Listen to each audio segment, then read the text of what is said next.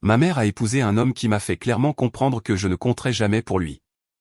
Après la naissance de ma sœur, il m'a complètement rejeté. Des années plus tard, quand sa santé s'est dégradée, ils m'ont contacté et ont dit que je devais intervenir. Je m'appelle Tracy T. Stewart, j'ai 24 ans. Certaines personnes pensent que le rejet est un moment unique et bruyant, une porte qui claque, une insulte criée que l'on peut pointer du doigt en disant « Voilà, c'est là que ça a commencé ». Pour moi, cela a commencé bien plus tôt et bien plus discrètement. Ça a commencé quand j'étais encore un bébé, lorsque ma mère a rencontré l'homme qui allait devenir le père de ma sœur. Elle me l'a raconté plus tard, comme si c'était un détail anodin d'un lointain passé, qu'il avait été très clair avec elle dès le début. J'étais l'enfant de quelqu'un d'autre. Je ne compterais jamais pour lui. Il ne cherchait pas une famille toute faite. Il cherchait une femme. Et tout ce qui était attaché à elle et qui ne lui appartenait pas était un fardeau qu'il prévoyait d'ignorer. Et ma mère a accepté cela. Je ne me souviens pas de la première fois où il m'a regardé comme si j'étais un meuble. Parce qu'au moment où j'ai été assez grande pour le remarquer, c'était déjà devenu normal. Il n'est jamais devenu quoi que ce soit pour moi. Il n'était pas une figure paternelle. Il n'était pas un mentor. Il n'était même pas une présence adulte fiable. Il était juste le type avec qui ma mère était. Le type dont les chaussures étaient toujours près de la porte. Le type dont la tasse de café se trouvait au même endroit chaque matin. Le type dont la voix venait du salon pendant que je jouais tranquillement dans un coin, espérant que mon silence me rendrait plus facile à tolérer. Ils ont emménagé ensemble quelques semaines seulement après avoir commencé à se fréquenter. C'est ce que ma mère a dit, comme si la rapidité était une preuve d'amour. Comme si le fait qu'elle ne pouvait pas attendre signifiait qu'elle avait pris la bonne décision. J'étais trop jeune pour comprendre ce que signifiait emménager ensemble, mais j'ai compris la sensation d'avoir moins d'air dans la maison, moins d'espace, moins de patience. Les règles ont changé sans que personne ne les explique jamais. J'ai vite appris que mes désirs étaient des inconvénients, mes besoins des interruptions, et ma présence était quelque chose à gérer plutôt qu'à chérir. Quand j'avais 4 ans, ils ont eu ma sœur, Cathy. À ce moment-là, ils étaient mariés. Je peux encore le voir dans mon esprit comme une scène d'un film que je n'ai jamais demandé à voir, la façon dont le monde entier a semblé basculer vers elle au moment de son arrivée. Cathy a toujours été la prunelle des yeux de son père. Il la tenait différemment de la façon dont il m'avait jamais touché, comme si elle était quelque chose de précieux, et que j'étais quelque chose qu'il devait tolérer à cause de la femme qu'il avait choisie. Il lui parlait d'une voix plus douce. Il lui souriait. Il ramenait à la maison de petites surprises, des jouets, des friandises, une nouvelle peluche d'une station-service juste comme ça. Il n'a jamais fait ces choses pour moi. Si je tendais la main vers lui, son corps se raidissait. Si je posais une question, il répondait comme si cela lui coûtait quelque chose. Notre foyer est devenu un système à 2 vitesses, et tout le monde prétendait que c'était normal. Cathy était le centre. J'étais en marge. Cathy et moi avions une relation très en dents de scie. Parfois, nous nous entendions bien, comme n'importe quel frère et sœur, partageant des dessins animés, jouant par terre, riant de choses stupides que seuls les enfants trouvent drôles. Mais d'autres fois, je me repliais sur moi-même, surtout quand elle faisait l'éloge de son père et parlait de la chance que nous avions de l'avoir comme père. Elle le disait avec une telle certitude, comme si elle annonçait un fait sur lequel tout le monde était d'accord, et je restais assise là avec cette sensation étrange et aiguë dans la poitrine, parce que je savais ce qu'il avait dit, pas toujours en mots directs à mon égard, mais dans la façon dont il me traitait. Je n'étais pas son enfant. Cathy était la seule personne au monde qui comptait pour lui et il s'assurait que je le comprenne sans jamais avoir à le dire franchement. Cathy ne comprenait pas cela. Pas au début. Ou peut-être qu'elle le comprenait de la manière dont les enfants comprennent les choses. Pas comme de la cruauté, mais comme l'air qu'il respire. Elle revenait de sortie avec lui. Le visage rougi par le soleil et excité. Parlant de parcs d'attractions, de glace, de petites excursions dans des endroits où je n'avais jamais été invité. Elle me montrait de nouveaux vêtements, de nouvelles chaussures, de petits accessoires qui semblaient être des luxes dans une maison où l'on attendait de moi que je ne demande pas grand-chose. Et puis, avec l'innocence abrupte que seul un enfant peut avoir, elle me regardait comme si c'était moi qui choisissais d'être laissé pour compte. « Pourquoi n'as-tu pas de beaux vêtements ?» demandait-elle. « Pourquoi ne manges-tu pas avec nous ?» demandait-elle. « Pourquoi ne viens-tu pas au parc d'attractions avec papa et moi ?» Elle me disait de demander ces choses. Comme si la solution était simple, et que j'étais juste trop timide pour la saisir. Il y a un jour dont je me souviens si clairement que je peux encore sentir sa chaleur sur ma peau. Cathy m'a suivi toute la journée en me disant de demander de nouveaux vêtements à son père. J'ai essayé de l'ignorer. J'ai essayé de changer de sujet. J'ai essayé de me cacher dans ma chambre. Mais elle était implacable. Pas par méchanceté, mais avec cette confiance gâtée d'une enfant à qui on n'a jamais dit non. Finalement, juste pour qu'elle me laisse tranquille, je l'ai fait. Je me suis approché de lui, le cœur battant, et j'ai demandé si je pouvais avoir de nouveaux vêtements. Il n'a pas crié. Cela aurait été plus facile. Il m'a juste regardé, lentement et sans expression, comme si j'avais dit quelque chose de ridicule. Puis il m'a demandé pourquoi je lui demandais quoi que ce soit. Son ton a clairement indiqué que la question n'était pas de la curiosité. C'était un jugement. C'était de l'incrédulité que j'envisage même qu'il soit responsable de moi. Et ce fut la fin. Aucune discussion, aucune explication, aucune excuse, juste ce mur froid et net entre nous, renforcé une fois de plus. Quand j'ai raconté à Cathy ce qui s'était passé, elle a froncé les sourcils comme si j'avais échoué à un test. Elle a dit que j'avais abandonné trop facilement.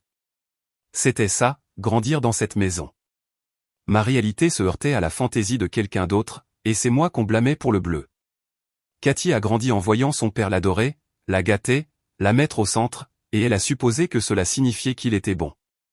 Et s'il était bon, alors je devais sûrement exagérer, être trop sensible ou faire quelque chose de mal. Notre mère n'aidait pas. Elle me disait souvent que je devais accepter que j'avais un père différent de Cathy et que ce n'était pas grave. Elle disait, les enfants ont souvent des parents différents mais sont quand même frères et sœurs et devraient être proches. Elle le disait comme si le problème était mon refus de m'adapter, et non le fait que son mari construisait ouvertement une famille qui m'excluait. Mais il était difficile d'être proche quand Cathy obtenait tout et moi rien. Et elle le soulignait comme si c'était mon défaut personnel. Même alors, même en tant qu'enfant, il y avait des moments où je regardais ma mère et me demandais comment elle pouvait vivre avec ça, comment elle pouvait entendre la façon dont il me parlait, voir la façon dont il m'ignorait et le choisir quand même. Elle était ma mère. Elle était censée être la seule personne au monde qui n'avait pas besoin d'être convaincue que je comptais. Mais dans cette maison, l'amour était quelque chose que l'on méritait, et j'étais né avec une dette que je ne pourrais jamais rembourser. Au moment où j'ai été assez grande pour mettre des mots dessus, je connaissais déjà la vérité que j'essayais de ne pas dire à voix haute. Cet homme ne se contentait pas de ne pas m'aimer, il ne voulait pas de moi. Et ma mère avait décidé que c'était acceptable tant qu'elle pouvait le garder. Quand ma mère est tombée malade, la maison ne s'est pas adoucie comme les gens aiment à imaginer que les familles le font dans les moments difficiles. Elle s'est endurcie. Chaque règle tacite est devenue plus rigide. Chaque déséquilibre plus évident. J'étais encore une adolescente, mais du jour au lendemain, je suis devenue utile d'une manière que je ne l'avais jamais été auparavant. Pas aimée, pas protégée, utile. J'ai appris à gérer les médicaments, à nettoyer discrètement pour ne pas être dans le chemin, à préparer des repas qui seraient mangés sans commentaire. J'ai appris à écouter la respiration de ma mère la nuit et à me réveiller quand même tôt pour l'école le lendemain matin comme si rien de tout cela n'avait d'importance. Mon beau-père n'a pas pris le relais. Il ne prenait pas de mes nouvelles. Il ne demandait pas comment je tenais le coup. Son inquiétude commençait et finissait avec Cathy. Si elle était contrariée, le monde s'arrêtait. Si j'étais dépassé, on me disait de me débrouiller. Il y avait des jours où je me sentais comme un fantôme se déplaçant dans cette maison, présente seulement quand il y avait du travail à faire, invisible le reste du temps. Je faisais le deuil de ma mère avant même qu'elle ne soit partie. Et personne ne pensait que ce deuil m'appartenait. Cathy a remarqué les changements, mais pas de la manière que j'espérais. Elle a remarqué que j'étais plus souvent à la maison, que je ne sortais plus beaucoup avec mes amis, que j'étais toujours fatigué. Mais elle vivait toujours dans la version de la réalité que son père avait construite pour elle, celle où il était le héros et où j'étais juste là. À un moment donné, j'ai réalisé que je ne pouvais pas continuer à porter cela seul. J'avais besoin qu'elle comprenne au moins un peu pourquoi les choses se passaient comme ça. Je pensais que si je lui disais la vérité avec soin, honnêtement, elle pourrait cesser de me blesser sans le savoir. Alors, un soir où ma mère dormait et que la maison était calme, je lui ai tout raconté. Je lui ai dit que son père n'avait jamais été un père pour moi, qu'il avait clairement fait savoir que je n'étais pas son enfant, et que j'avais passé toute ma vie à me sentir comme une étrangère. Je lui ai dit ce que ça faisait de la voir être choisie encore et encore pendant que j'apprenais à ne rien demander. Je n'étais pas en colère quand je l'ai dit. J'étais fatigué. J'avais besoin qu'elle sache. Elle ne m'a pas cru. Elle a insisté sur le fait que son père était quand même mon père parce qu'il m'avait élevé. Elle a dit que ce n'est pas parce qu'il n'était pas mon père biologique qu'il n'était pas le mien aussi. Elle m'a dit que je devais le traiter comme mon père, le respecter comme tel, être reconnaissante. Chaque mot était comme une autre porte qui se fermait. J'ai essayé d'expliquer à nouveau, mais elle a balayé mes propos d'un geste, me disant que j'interprétais trop les choses. Elle n'était qu'une enfant, et je le comprends maintenant, mais à l'époque, c'était comme perdre la seule personne qui restait et qui aurait pu se tenir à mes côtés. À mesure que la santé de ma mère déclinait, l'isolement s'est aggravé. Je jonglais entre l'école, la maison, les rendez-vous et le poids émotionnel de savoir ce qui allait arriver, tout en me faisant rappeler quotidiennement que je n'avais pas ma place. Mon beau-père n'aidait toujours pas. Quand j'ai demandé une fois, doucement, parce que j'étais dépassé, effrayé et désespéré, il m'a dit de me débrouiller.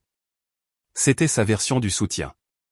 C'est à ce moment-là que quelque chose en moi s'est finalement brisé. J'ai déménagé juste avant mon 18e anniversaire. Je n'avais pas de grand plan. Je savais juste que je ne pouvais plus respirer dans cette maison. Peu de temps après, ma mère est décédée. Je n'ai pas été surprise quand on m'a dit que je n'étais pas la bienvenue à l'enterrement. Cathy voulait que je sois là, mais son père a clairement fait savoir que ce n'était pas ma place. Les gens supposent que ce genre de choses vous dévaste, mais honnêtement, j'étais déjà engourdi. J'avais tellement de colère envers ma mère pour avoir choisi cette vie, pour l'avoir choisi lui, que manquer l'enterrement me semblait la moindre des pertes. Je me suis dit que ce chapitre était terminé, que toute la douleur qui habitait cette maison appartenait au passé. Je ne savais pas alors que 6 ans plus tard, l'homme qui avait passé toute mon enfance à me rappeler que je ne comptais pas déciderait soudainement que j'étais nécessaire. Après tout, 6 ans, c'est long pour se convaincre que quelque chose est terminé. Assez long pour construire des routines qui n'incluent pas de vieilles blessures. Assez long pour cesser de regarder par-dessus son épaule les personnes qui ont un jour défini votre douleur. J'avais fait cela. J'avais construit une vie qui ne tournait pas autour de cette maison, de cet homme, ou de la question constante de savoir pourquoi je n'étais pas suffisante. Alors, quand Cathy m'a appelé à l'improviste, sa voix tremblant d'une manière que je n'avais jamais entendue auparavant, c'était comme si le passé tendait la main et me saisissait par le poignet. Elle n'y est pas allée par 4 chemins. Elle m'a dit tout de suite que son père était malade. Vraiment malade. Une maladie en phase terminale. Le genre qui ne laisse aucune place à l'optimisme ou au déni. Elle semblait affolée, comme si le sol s'était dérobé sous ses pieds. Et pendant un bref instant, mon instinct a été de la réconforter. C'était ma sœur. Je savais ce que c'était que de perdre un parent, de sentir le monde basculer si soudainement que vous ne savez plus dans quel sens vous êtes. Puis elle a dit que nous devrions aider à prendre soin de lui. Le mot « nous » flottait dans l'air entre nous, lourd et déplacé. Je lui ai dit qu'il n'y avait aucune chance que je fasse ça. Je n'ai pas haussé la voix. Je n'ai pas argumenté. Je l'ai juste dit clairement parce que certaines vérités n'ont pas besoin d'être enjolivées. Elle est restée silencieuse une seconde, comme si elle n'avait pas envisagé cette réponse comme une possibilité réelle. Puis elle m'a dit que nous ne pouvions pas le laisser comme ça, que nous lui devions mieux que de le laisser pourrir seul et non désiré. J'ai senti quelque chose de froid s'installer dans ma poitrine. Je lui ai dit que je ne devais rien à cet homme. Il avait clairement fait savoir toute ma vie que je n'étais pas son enfant et que je ne comptais pas pour lui. Je n'allais pas faire semblant du contraire maintenant juste parce que son corps le lâchait. Je ne voulais pas le réconforter dans ces derniers mois. Je ne voulais pas lui tenir la main, m'asseoir à son chevet ou réécrire l'histoire de ce qu'il avait été pour moi. Cathy n'a pas aimé cette réponse. Elle s'est alors mise à pleurer, de vrais sanglots, du genre qui vous déchire le cœur, que vous le vouliez ou non. Elle a dit qu'elle ne pouvait pas le faire seule. Elle a dit qu'elle avait besoin de mon aide parce que j'étais tout ce qu'elle avait au monde. Les mots ont tordu quelque chose en moi, tout ce qu'elle avait. C'était une chose si étrange à entendre après une vie entière à être traitée comme si je n'existais pas. Elle a essayé de me faire culpabiliser, me disant que si je n'aidais pas, elle serait coincée à s'occuper de lui toute seule, que ce n'était pas juste. Je lui ai dit qu'elle devrait trouver quelqu'un d'autre pour l'aider. Des amis, de la famille élargie, n'importe qui. Je n'allais pas prendre soin de l'homme qui m'avait traité comme un problème simplement parce que je n'étais pas son enfant biologique. Le dire à voix haute semblait à la fois cruel et nécessaire. Je pouvais entendre la colère s'insinuer dans sa voix alors, l'incrédulité que je ne me plie pas à ses attentes. Après avoir raccroché, je suis restée assise là pendant un long moment, à regarder dans le vide. La situation était compliquée d'une manière qui me faisait mal à la poitrine. D'un côté, je comprenais que Cathy était terrifiée. Elle était sur le point de perdre son père, la seule personne qui avait toujours été sa constante. Je savais ce que c'était que de voir un parent s'éteindre. Je ne souhaiterais ça à personne. Mais d'un autre côté, tous les souvenirs de mon enfance me sont revenus en mémoire. Chaque moment où j'avais été exclu, ignoré, rejeté. J'ai pensé aux fois où il emmenait Cathy en voyage et me laissait derrière. Les nouveaux vêtements avec lesquels elle rentrait à la maison pendant que je portais des vêtements de seconde main. Les dîners auxquels je n'étais pas invité. La façon dont il n'a jamais essayé de me connaître. J'ai pensé à l'adolescente que j'étais, épuisée et effrayée, demandant de l'aide et se faisant dire de se débrouiller seule. J'ai pensé à ma mère mourante et au fait qu'on m'ait dit que je n'étais pas la bienvenue à son enterrement. Et maintenant, après tout cela, j'étais censé être là pour lui. La culpabilité s'est quand même insinuée, pas pour lui, mais pour Cathy. Je détestais qu'elle soit dans cette situation. Je détestais que son désespoir me fasse passer pour la méchante. Mais je savais aussi que remettre les pieds dans cette maison, dans cette dynamique, rouvrirait des blessures que j'avais passé des années à recoudre. J'avais construit une vie loin de cette douleur. Y retourner maintenant, c'était comme effacer tous ces progrès au nom de quelqu'un qui ne m'avait jamais choisi une seule fois. Je ne savais pas comment expliquer cela à Cathy sans la blesser plus qu'elle ne l'était déjà. Je ne savais pas comment lui faire comprendre que refuser d'aider n'était pas une question de vengeance. C'était une question de survie. Et au fil des jours, la question qu'elle avait plantée dans mon esprit ne me laissait pas de répit. Étais-je en train de me protéger, ou d'abandonner la seule sœur que j'avais au moment où elle avait le plus besoin de moi? J'ai essayé de rester avec cette question au lieu de la fuir, mais plus le temps passait, plus elle me suivait dans tout ce que je faisais. Elle apparaissait quand mon téléphone vibrait et que j'espérais que ce n'était pas Cathy. Elle apparaissait quand je restais éveillé la nuit à rejouer notre conversation, me demandant s'il y avait une version de cette histoire où je pourrais l'aider sans me détruire au passage.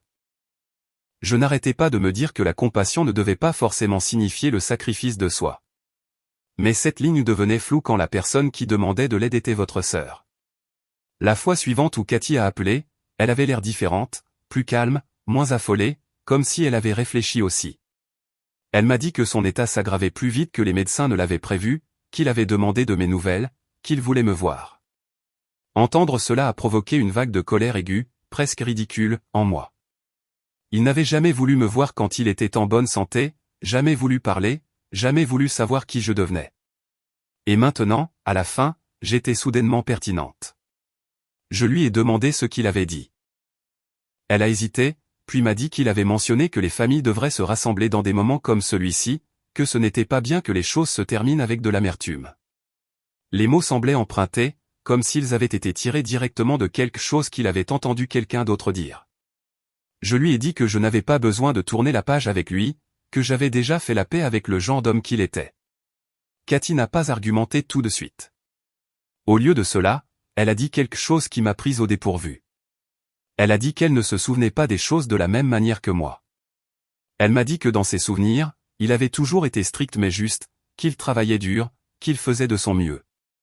Elle a dit qu'elle savait qu'il n'était pas parfait, mais qu'elle ne pouvait pas concilier l'homme qu'elle aimait avec la personne que je décrivais. Entendre cela a fait plus mal que sa colère précédente. Cela signifiait que nous avions grandi dans la même maison, mais que nous vivions dans des mondes complètement différents. Son père était mon gardien. Sa sécurité était bâtie sur mon exclusion. J'ai essayé de l'expliquer à nouveau, plus lentement cette fois. Je lui ai rappelé les vêtements, les voyages, la façon dont on me disait toujours de lui demander des choses pour ensuite être repoussé. Je lui ai rappelé le jour où je lui ai demandé de l'aide quand maman était malade et qu'il m'a dit de me débrouiller. Elle est restée silencieuse et pendant un moment, j'ai cru que quelque chose avait enfin fait son chemin. Mais ensuite, elle a dit que peut-être qu'il était juste dépassé à l'époque. Peut-être qu'il ne savait pas comment gérer les choses. Peut-être qu'il a fait de son mieux. C'est à ce moment-là que j'ai réalisé quelque chose de douloureux et de libérateur à la fois. Cathy ne mentait pas. Elle protégeait la version de lui dont elle avait besoin pour survivre. Tout comme j'avais protégé la version de ma mère qui me permettait de l'aimer malgré tout. Nous nous accrochions toutes les deux à des vérités différentes parce que les laisser partir signifierait admettre à quel point notre famille était profondément brisée. Quelques jours plus tard, elle m'a envoyé un message disant qu'elle ne savait pas combien de temps il lui restait, qu'elle était épuisée, qu'elle avait l'impression de se noyer. J'ai fixé ce message pendant un long moment. Ma poitrine s'est serrée, non pas par obligation, mais par chagrin. Pas pour lui, mais pour la petite fille qu'elle avait été. Celle qui n'avait jamais appris à exister sans être au centre. Celle à qui on n'avait jamais appris à s'asseoir seule avec la douleur. J'ai tapé et effacé une demi-douzaine de réponses. Je voulais lui dire que j'étais désolé qu'elle traverse cela. Je voulais lui dire que j'aurais aimé que les choses soient différentes, mais je devais aussi être honnête. Alors, je lui ai dit la vérité aussi doucement que possible. Je lui ai dit que je ne pouvais pas m'occuper de lui, que sa présence rouvrirait des blessures que je n'étais pas équipé pour gérer. Que mon refus n'était pas pour punir qui que ce soit, mais pour me protéger d'un cycle qui m'avait presque détruite une fois auparavant.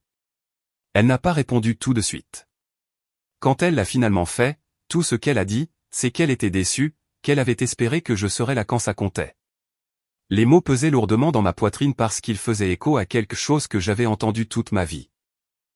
J'étais toujours celle qui ne se comportait pas correctement, qui ne réagissait pas de la bonne manière, qui ne correspondait pas au rôle que l'on attendait de moi. Cette nuit-là, j'ai pleuré pour la première fois depuis qu'elle m'avait appelé.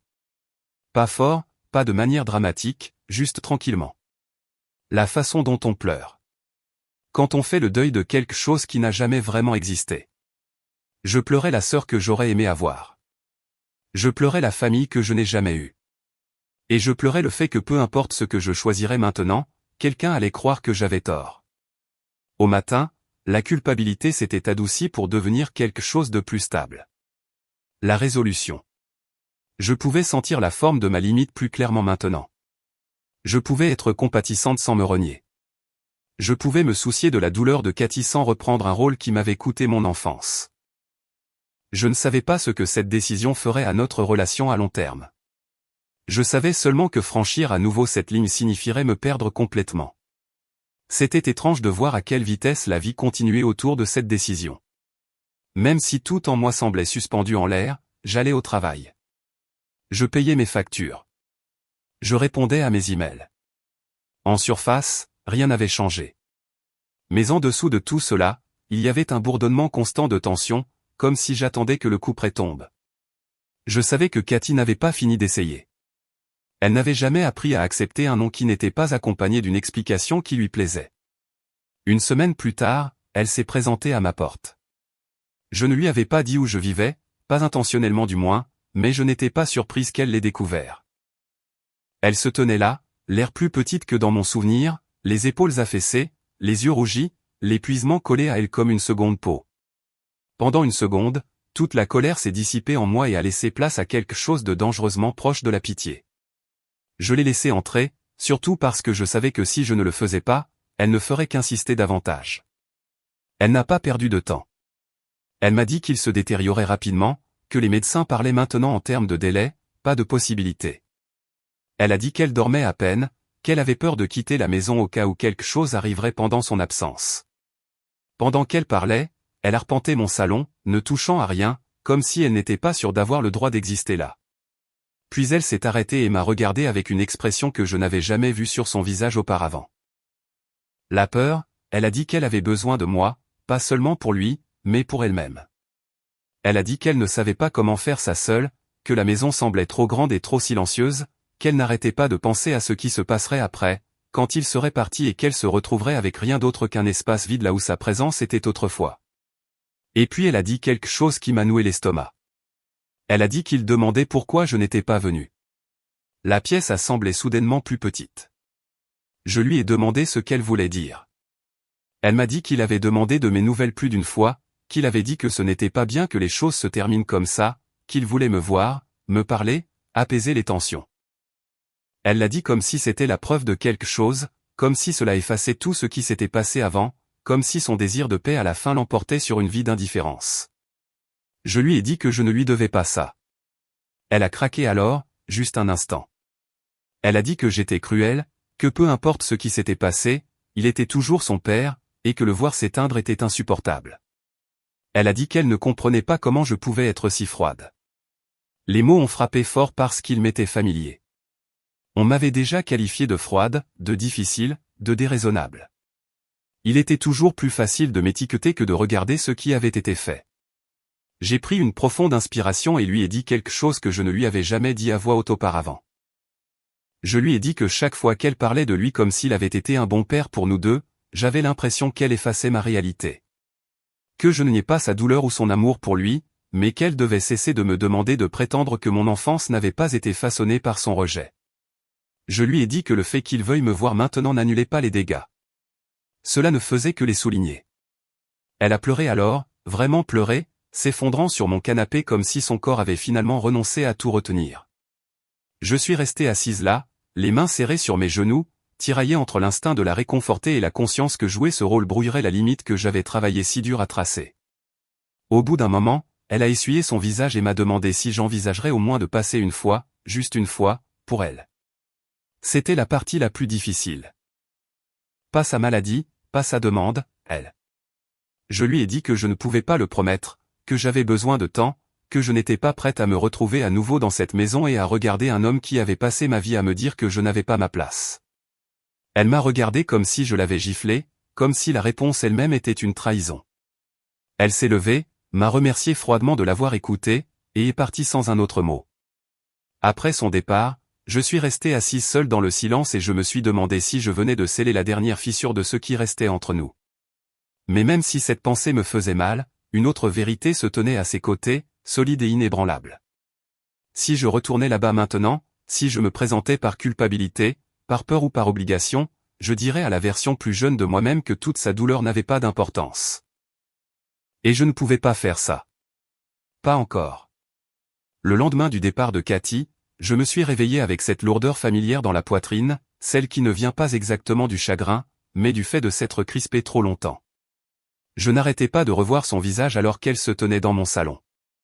La peur dans ses yeux, la façon dont elle me regardait comme si j'étais la dernière chose solide à laquelle elle pouvait s'accrocher avant que tout ne s'effondre. Je détestais être celle sur qui elle avait choisi de s'appuyer. Non pas parce que je ne me souciais pas d'elle, mais parce que j'avais l'impression que l'histoire se répétait sous un nouveau déguisement. Une fois de plus, on me demandait de porter ce que personne d'autre ne voulait. J'ai essayé de me distraire. J'ai fait une longue marche, laissé l'air froid me brûler les poumons, me suis dit que la distance avait toujours été mon outil de survie. Mais même dehors, mon téléphone n'arrêtait pas de vibrer. Des messages de Cathy, des appels manqués, des nouvelles que je n'avais pas demandées. Il ne mangeait pas beaucoup. Il dormait plus. Il avait de nouveau demandé si je venais. Chacun était comme un petit poids ajouté à ma colonne vertébrale, me pressant vers le bas centimètre par centimètre. Ce soir-là, l'appel est venu d'un numéro que je n'avais pas enregistré, mais que j'ai reconnu instantanément. Sa voix était plus faible que dans mon souvenir, plus mince, comme si elle avait perdu son tranchant en même temps que sa force. Il n'a pas prononcé mon nom au début. Il a juste demandé si c'était moi, comme s'il n'était pas sûr d'avoir la bonne personne. J'ai failli raccrocher. Ma main planait au-dessus de l'écran, chaque instinct me hurlant de me protéger. Mais quelque chose dans son ton m'a arrêté. Pas de la sympathie, de la curiosité. Il m'a dit qu'il était malade, comme si je ne le savais pas déjà. Il a dit que le temps avait une façon de vous faire voir les choses différemment. Il a dit qu'il aurait souhaité que les choses aient été mieux gérées à l'époque. Pas des excuses, pas une reconnaissance de ses torts, juste mieux gérées. J'ai écouté en silence, serrant le téléphone si fort que mes doigts me faisaient mal.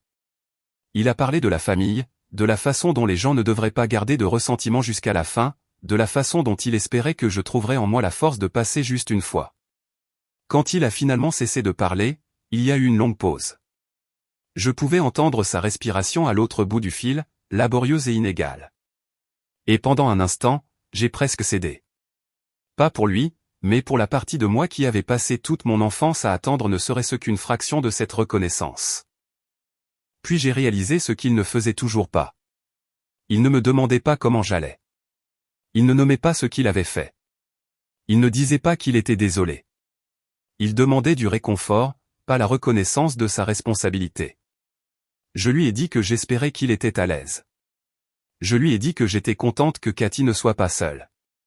Et puis je lui ai dit que je ne viendrais pas. Les mots sont sortis calmes, plus stable que je ne me sentais. Il n'a pas argumenté. Il a juste soupiré comme si l'effort de la déception était trop pour lui maintenant. Il a dit qu'il comprenait, bien que je ne sois pas sûr qu'il le fasse vraiment. Avant de raccrocher, il a dit qu'il espérait que je trouverais la paix. Après la fin de l'appel, je suis restée assise là, tremblante, l'adrénaline se drainant lentement de mon corps. J'avais l'impression de venir de courir un marathon pour lequel je ne m'étais pas entraîné. Mais sous l'épuisement, il y avait autre chose. Du soulagement. Je n'avais pas crié. Je ne m'étais pas justifié. Je n'étais pas revenu sur ma décision. Pour la première fois, je l'avais affronté en tant qu'adulte avec mon propre libre arbitre, pas en tant qu'enfant espérant être choisi. Cathy ne m'a pas contacté pendant un certain temps après cela. Quand elle l'a finalement fait, c'était un court message me disant qu'il était décédé pendant la nuit. J'ai fixé les mots jusqu'à ce qu'ils deviennent flous. Je n'ai pas pleuré. Je n'ai pas ressenti le soulagement dont les gens parlent quand quelque chose se termine enfin. Ce que j'ai ressenti, c'était le calme, un calme profond et inconnu, comme si une pièce qui avait été bruyante pendant des années s'était finalement vidée. L'enterrement a eu lieu sans moi, tout comme celui de ma mère. Cette fois, cependant, ce n'était pas parce que je n'étais pas la bienvenue. C'était parce que j'ai choisi de ne pas y aller. Cathy n'a pas demandé. Je pense qu'elle connaissait déjà la réponse. Quelques jours plus tard, elle a envoyé un autre message.